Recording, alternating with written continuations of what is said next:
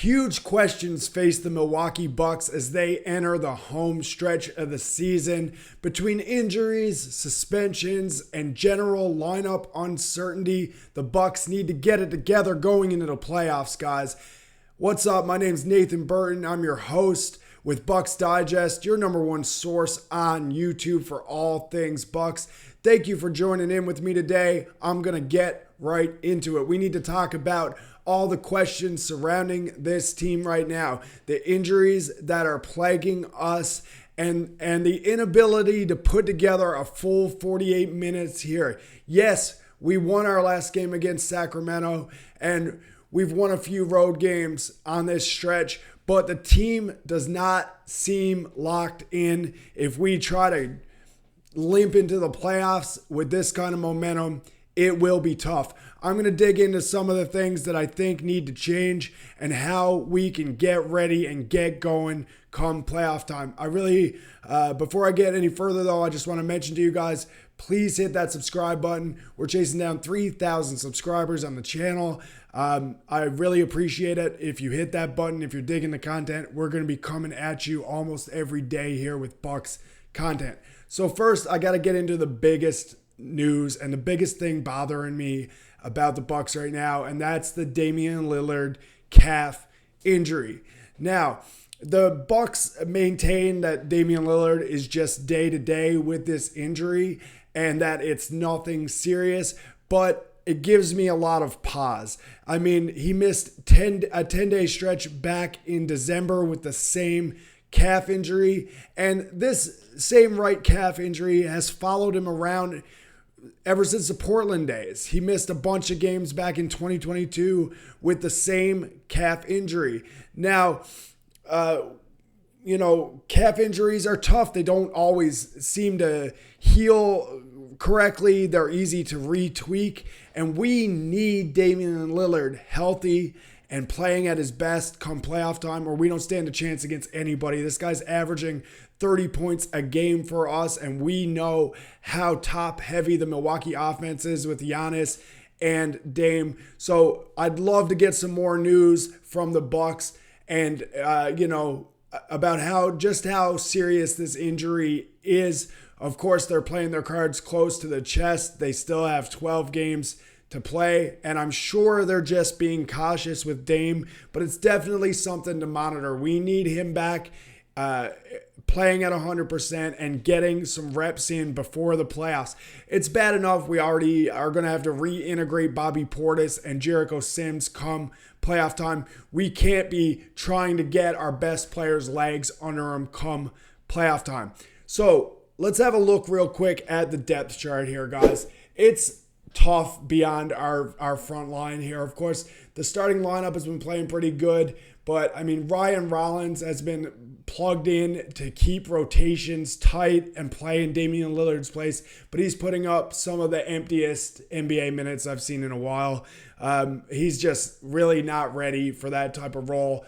We need Trent Jr. and AJ Green to continue to step up. We need that three-point shooting, and we need Kevin Porter Jr. to continue to perform. He had a great game over the weekend, and I'll talk to you guys a little bit more about that. But, this depth chart, gives me a little bit of anxiety. Beyond the second string, we're really looking at a lot of unproven guys. I've been a proponent of Andre Jackson Jr. I think he needs more minutes, but he's still unproven. Pete Nance, coming up from the G League, has some talent.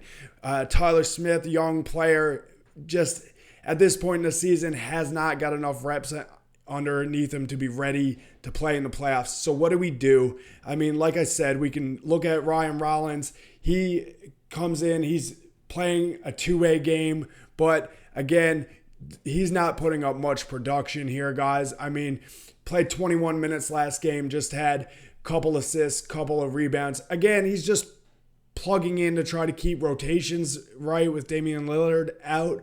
But again, we need guys to step up, and it's just not happening with him. Another guy that I really think needs to step up for the Bucks is AJ Green. We know how important his three-point shooting is to this team. We don't have a ton of it, and when he is off his game, we do not look good. AJ Green we need you to step up and start hitting threes. Thank God for Kevin Porter Jr. I mean, Kevin Porter Jr., again, he's been up and down. It seems like he has a good game, he has a bad game. But when he is on, he plays absolutely great and gives us a dimension we don't have off the bench. I mean, he shot 8 of 10 last game. He had 18 points, lots of assists. He played great, and we really need him to be a key piece for us. I mean, 6-man for us right now, that role needs to be filled by him. I know that's usually a Bobby Portis thing, but I think, these two guys, especially if we can eventually bring them off the bench together, can be very dynamic. They can play off each other very well. It all comes down to coaching, really, I think, with me. I mean, I've been kind of a Doc Rivers hater in the past, but he is not getting a full 48 minutes out of this team. I mean, yes, we escaped with the win in Sacramento, but that first half was ugly. Down more than 10 at the half and just not connecting, not cohesive. And going back the last few games, I mean, that Golden State debacle, we had 2 separate quarters in that game where the team only scored 14 points. He needs to get more consistency out of this squad, whatever he has to do. I know players are in and out of the lineup, but it's the coach's responsibility to keep the team on their toes and playing properly. And we have not put together a full 48 minutes in a long time.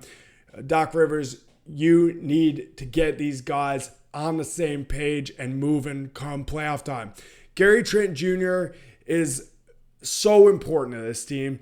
And I, for one, along with lots of Bucks fans online, are looking at Gary Trent Jr. as a guy that maybe should be plugged back into our starting lineup. He was moved to the bench early in the season after really struggling, especially with his shot. But in the second half of the season, he is killing it. He's flamethrower from 3. I mean, he's shooting 42% overall and 48% in Bucks wins from the 3-point line.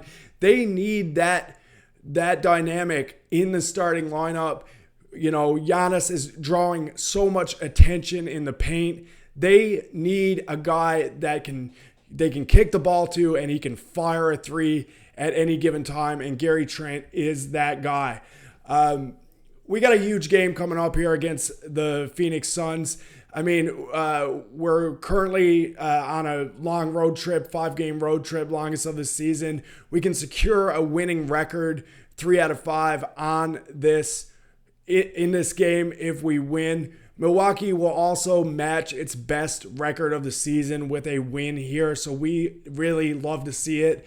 It'll be Giannis going up against Devin Booker as well as Kevin Durant. Giannis should kill this team. He should really, really kill his team right now. They have no center depth at all, no big man, nobody clogging the paint. And we all know what Giannis does when he gets a hold of a team that has little resistance in the paint. So I want to see Giannis come out and have a big game. His numbers against the Suns traditionally are not huge by Giannis standards. He averages about 24 and 9 against them.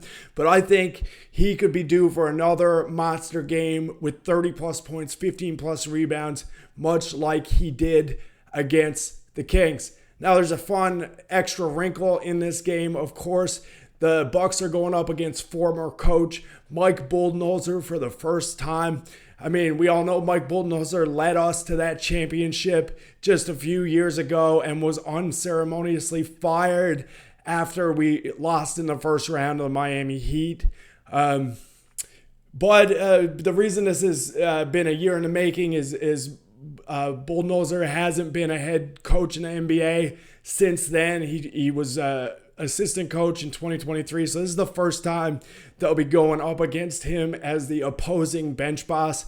It's going to be interesting to see how well he knows this Milwaukee team still. And it'll be interesting to see him interact with the players he coached for a long time into a championship. But I want to know what you guys think here. Going into the last part of the season, it looks like we're cruising for a first round matchup with those pesky Indiana Pacers. Do you think we're ready to play this team? Do you think I'm overreacting here and that It's really just the injuries and the guys out of the lineup that are making the team look incomplete. I do want to know what you guys think. Leave me a comment down below. Let me know. And of course, hit that subscribe button. We'll be back soon on Bucks Digest.